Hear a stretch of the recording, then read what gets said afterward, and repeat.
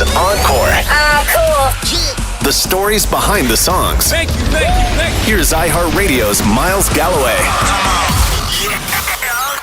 Well, if there's an episode that's going to make you want to take your clothes off, this is it.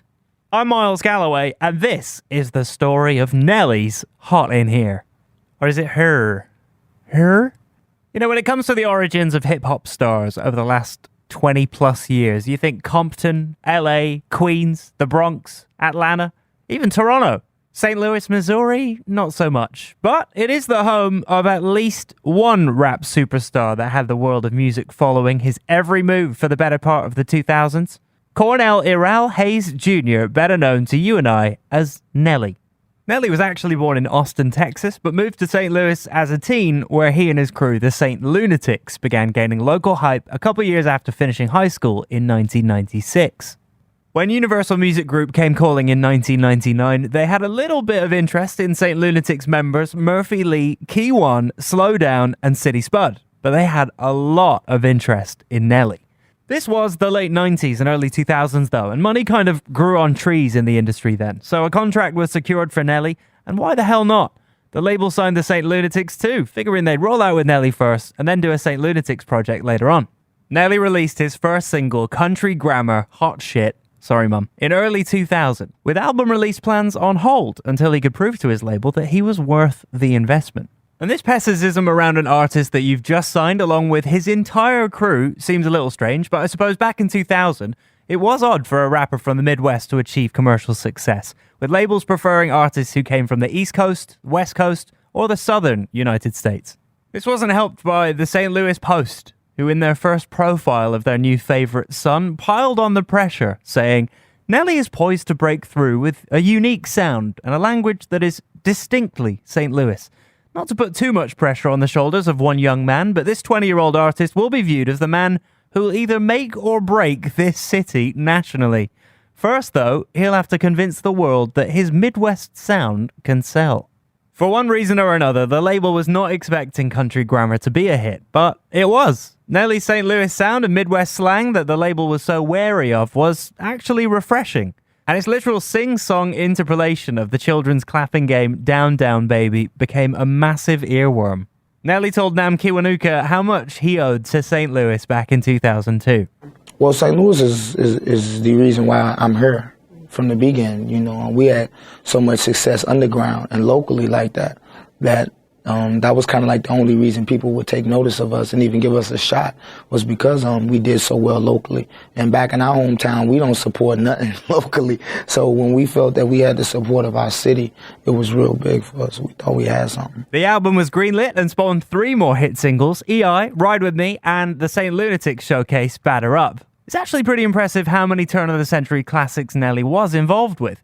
In 2001 alone, in addition to his own album singles, you could hear Nelly on the Jagged Edge sleeper hit, Where to Party At, on the soundtrack to Denzel Washington's Training Day with his song Number One, and as 2001 turned to 2002, on the final NSYNC single for over 20 years, Girlfriend. While all pretty ubiquitous in their own right, and some probably well-deserving of their own episode of Encore, none of these tracks went any higher than number 3 on the Billboard Hot 100. But like Nelly himself rapped in number 1, 2 is not a winner, and 3, nobody remembers. Perhaps Nelly really was too tied to St. Louis, much like the label feared back in '99.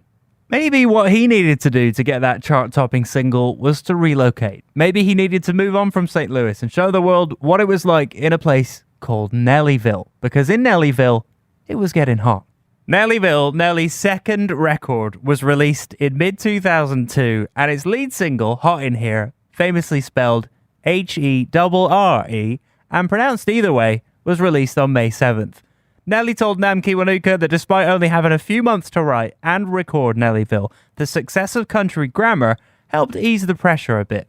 On top of that, you had a lot of pressure. Yeah, but I didn't see it as that because I didn't know of anyone who had that type of success on the first album, then to come back and do it again on the second album. So it was really no pressure like that, you know. I felt you can only do what you can do, you know. So I just tried to get the people, what I thought that, hell, they came to like, you know what I'm saying? So I just did the type of music that I thought that they would appreciate, and so far so good. AOL Music also released a preview of the track in April 2002 to listen to on their website, racking up a score of 760,000 streams on the web's portal. Streaming music? Right, that'll catch on. Hot in Here actually hit number 1 in Canada first, on June 22nd, creating a bond between Nelly and the Great White North that is still relevant today. By June 29th, a week after Nellyville dropped, Hot in Here began its 7-week stint at number 1 on the Billboard Hot 100 chart, his first song to hit that position. Needless to say, it also topped the Hot R&B and Hip Hop chart, Hot Rap Songs, the mainstream Top 40, and the Rhythmic charts. Fueled by Hot in Here's success, Nellyville also debuted at number 1 in America, with 715,000 copies sold. All things considered, Hot in Here and Nellyville finished as both the number 3 album and song of 2002. Produced by the Neptunes, Hot in Here actually incorporates a hook from the 1970s song Bustin' Loose. The way Nelly sings, I feel like bustin' loose, uses the exact same melody as its inspiration. Nelly told The Fader in 2017 that Hot in Here and the chart-topping hit Dilemma were actually the last 2 songs added to the album, and for a time, the record was going to be released without them. His collab with Pharrell and the Neptunes was a last-minute roll of the dice to see if they could really take the record to the next level, as his longtime A&R Kevin Law felt it was still missing that special something. Funnily enough, this is kind of similar to what happened with Gwen Stefani when she ended up working with Pharrell, ahead of her debut album release and the song Holla Back Girl. You can check out the archive for that story, by the way. As the two worked on the track, Nelly came up with the concept of "It's getting hot in here," while Pharrell thought it would be cool to have that iconic call and response from a female singer. Label mate Danny Stevenson was recruited to play that part. Hot in Here was undoubtedly the song of the summer in North America, perfectly released in time for the temperature to be rising and peaking, just as everyone was starting to turn their air conditioning on. This was always the plan. Nelly told Jennifer Hollett back in 2002, Hot in Here was no question the song of the summer. When you put that song together, is that what you were aiming for a club song to be a summer track, or did that kind of just happen once the album dropped? I think it kind of happened, but I think we kind of forced the issue a little bit. Yeah. You know, once I heard the track and all that, I knew, like, you know, our album would be coming out around the summertime and stuff like that. So I wanted to make another banger. And Sexy, it worked hot. out. Definitely. Yeah. Okay. As Nelly puts it, and honestly I'd never even thought of it this way, Hot in Here isn't just a party record or a club banger. It's actually lyrically more of a story of a party record if you listen closely. Actually, it's way better if you hear it straight from Nelly. Here he is with The Fader. It's more of a story of a party record. And I think that's what did it, because people can relate to the process of the club, walking in the club, seeing the chick. Hey, what's happening? You on drive? Show her the keys. We out. You know what I'm saying? Take it back. We at the top of the Four Seasons. What's cracking? You know what I'm saying? It's a whole story as opposed to the typical, everybody throw them, you know what I'm saying, hands up or something like that. And I think that's what lasts longer, because nobody else has told that story in a party vibe. And I think that's what allows it to be genuine. The video for Hot in Here that we all know and love is pure early 2000s hip-hop nostalgia. Directed by Canadian director X, or Little X at the time, the video featured a ton of background actors from Toronto. Actually, we had a lot of girls from up here. Yeah, because X did the video. Definitely X, my dirty. Definitely, he looks out. It was a nice video shoot. Somebody's got to do it, right? Yeah. In the video, Nelly rolls up to the club, obviously, and the vibes are immaculate. Complete with his iconic at the time cheek bandage, I'm wearing mine now, Nelly slow walks through the droves of increasingly scantily clad women under a backlight glow. The party continues to get sweatier as it's documented by someone with a very early 2000s camcorder, and then the stripping begins. Girls stripping, Nelly stripping, more girls stripping, your podcast host stripping. What?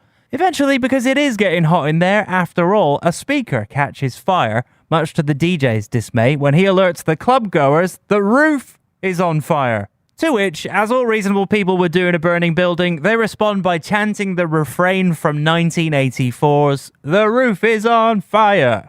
We don't need no water, let that mother burn." The DJ shrugs, and back to the song we go. Look, I'm not going to lie to you. There really isn't much that happens in this video other than stripping, sweating, and grinding. It's a very sexy video for a very sexy song. Eventually, the sprinklers come on, due to the fire, and everyone gets wetter and dances the night away. But wait, I'll let you in on a little secret. This is not the only music video for Hot in Here. They made 2. Yeah, the St. Louis Arch version, recently re-released in HD, features cameos from Cedric the Entertainer and Carmelo Anthony, and is a much brighter and less sweaty version of the track. It's still in a club, and in this version, both guys and girls strip, but instead of the club catching fire due to the heat, a CGI thermometer explodes. It's a lot safer. This version was actually the original version, but was broadcast mostly in Europe at the time. Honestly, we got the better one here in North America. Nelly followed Hot in Here with a notoriously infectious rap ballad, Dilemma, with Kelly Rowland, the one where they're sending text messages in a spreadsheet app. A song, by the way, that actually got so popular that it delayed the official start of Beyoncé's solo career. Listen to our Crazy in Love episode for that story.